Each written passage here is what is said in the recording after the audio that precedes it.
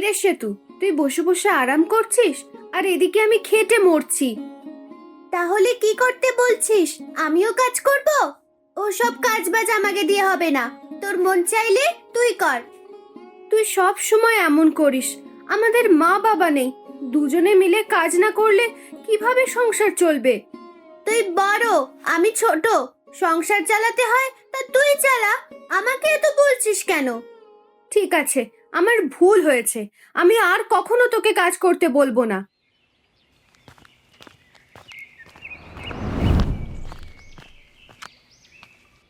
ঘরে কোনো শাকসবজি নেই, দেখি এখানে পুকুর পাড়ে কোনো শাক পাতা পাওয়া যায় কিনা।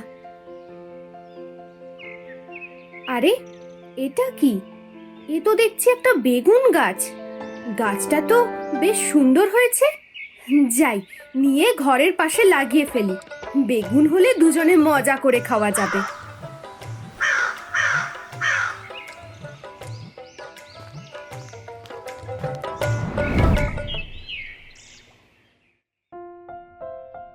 সেতু, এই দেখ, আমার লাগানো বেগুন গাছটায় কতগুলো বেগুন ধরেছে।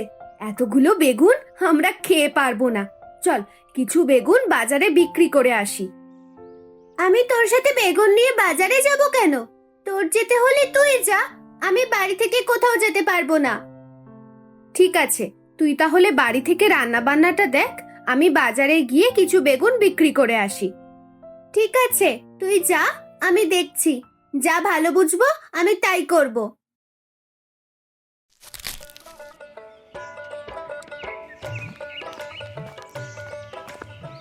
ইস, আমার ঠেকা পড়েছে।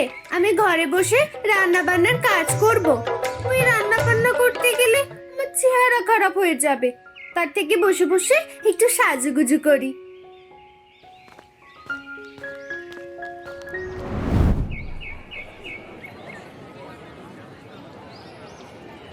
কিরে মিতু, বেগুন নিয়ে এসেছিস বুঝি?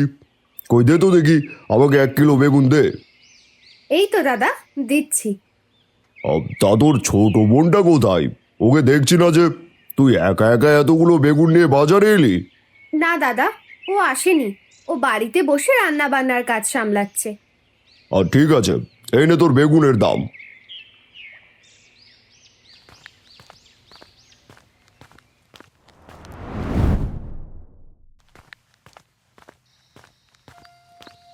ও মা, বাড়ি আছিস? কেউ বাড়ি আছিস? ও মা! কে তুমি বুড়ি? এই অসময়ে আমাদের বাড়িতে এসে ডাকাডাকি করছো কেন? আমার বড় ক্ষুধা পেয়েছে রে মা, দয়া করে আমাকে কিছু খাবার দে। ইস, কি এমন অতিথি এসেছে রে, ওনাকে খাবার দিতে হবে? যাও তো, যেখান থেকে এসেছো সেখানে চলে যাও, আমাদের ঘরে কোনো খাবার নেই।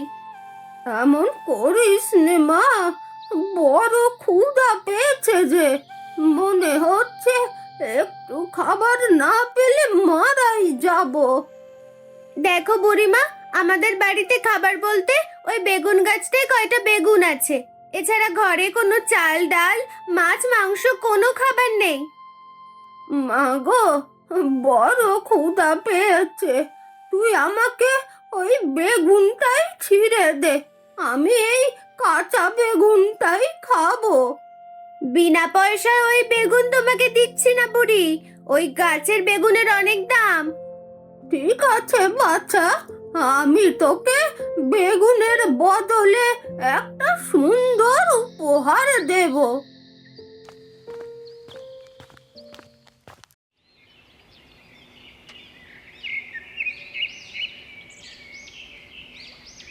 বুড়ি, বেগুনটা তো প্রায় খেয়ে ফেললে, এখন আমার উপহার দাও। উপহার তো দিয়ে দিয়েছি রে বাচ্চা, কেন তুই দেখতে পাচ্ছিস না? কই, না তো, তুমি আমাকে কোথায় উপহার দিয়েছো? তোর মাথায় ডান পাশে চুলে হাত দিয়ে দেখ, হাত দিয়ে চুলগুলো দেখলে বুঝতে পারবি। এ কি বুড়িমা, তুমি এ কি করেছো? তুমি আমার এত সুন্দর কালো চুল সোনালী রঙের করে দিয়েছো কেন? বাছা, এটা সোনালি রং নয়, এটা সোনা। তোর এক গাছা চুল আমি সোনা বানিয়ে দিয়েছি। এ কি বলছো তুমি বুড়ি?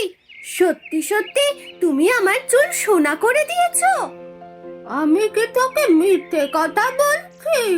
এই এক গাছা সোনার চুল দিয়ে তোদের সব দুঃখ দুর্দশা দূর হয়ে যাবে। যদি সামনে আরো সোনার চুল করতে চাস তাহলে আমাকে স্মরণ করিস। কিন্তু বুড়ি, তোমাকে ডাকলেই কি তুমি আসবে? এই বেগুনের লোভে আমি তো প্রতিদিন আসবো। তুই আমাকে একটা করে বেগুন দিলে আমি তোকে একটা করে চুল সোনা করে দেব। শুধু তোর যখন ইচ্ছে তখন তুই একটা ডাক দিবি। ও মা গো মা, সত্যি সত্যি আমার মাথায় একটা সোনার চুল! আমার যে এখনো বিশ্বাস হচ্ছে না। কি রে সেতু, তুই এখনো বাইরে দাঁড়িয়ে আছিস যে? রান্না বান্না হয়ে গেছে বুঝি? রান্না বান্না? আমি আর ওইসব কাজের ভিতর নেই। দেখেছিস আমি কি পেয়েছি এটা? আরে, তোর মাথায় ওটা কি চকচক করছে? একেবারে যেন সোনার চুল।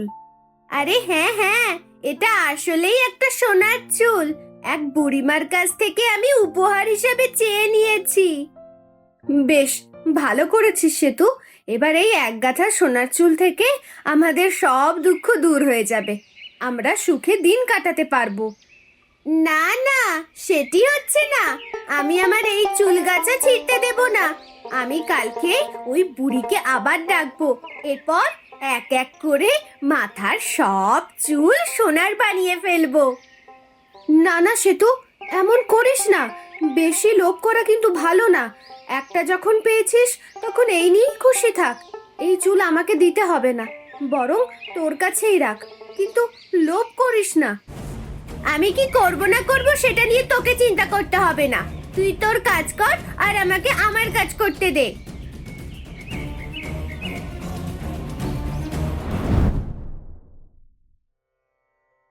না না, যে করেই হোক আমার মাথার সব চুল সোনার করতে হবে। তা না হলে যেন আর শান্তি পাচ্ছি না। যাই, এখনই তাড়াতাড়ি বুড়িকে একটা ডাক দিই। বুড়ি, তোমার জন্য বেগুন তুলে রেখেছি। এসো, খেয়ে যাও আর তাড়াতাড়ি আমাকে উপহার দিয়ে যাও। এসে গেছি বাচ্চা, এসে গেছি। তোর বেগুন খাওয়ার লোভে আমি এসে গেছি। এই নাও বুড়ি, তোমাকে আরো 2টা বেগুন দিচ্ছি। তুমি বেগুন খেয়ে আমাকে তাড়াতাড়ি উপহার দাও। আমি তোমাকে গোটা গাছটাই দিয়ে দেবো বুড়ি। তুমি আমার মাথার সব চুল সোনা করে দাও। তুই দিতে পারবি তো?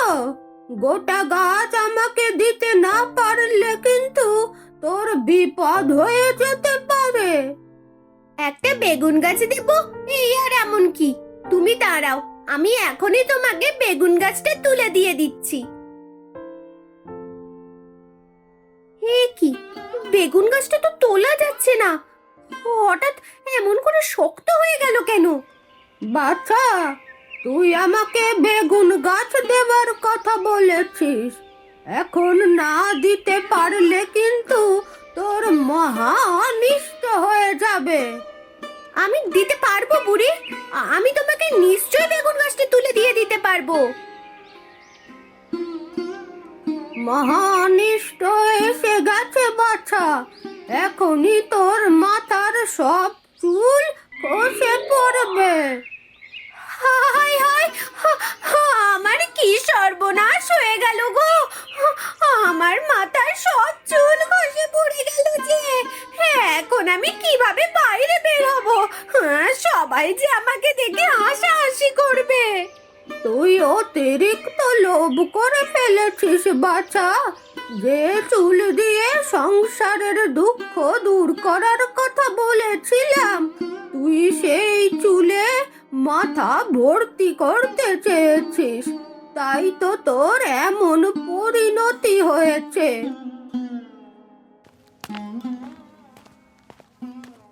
হে, তোর কি অবস্থা হয়েছে সে তো? আমার সব শেষ হয়ে গেছে দিদি।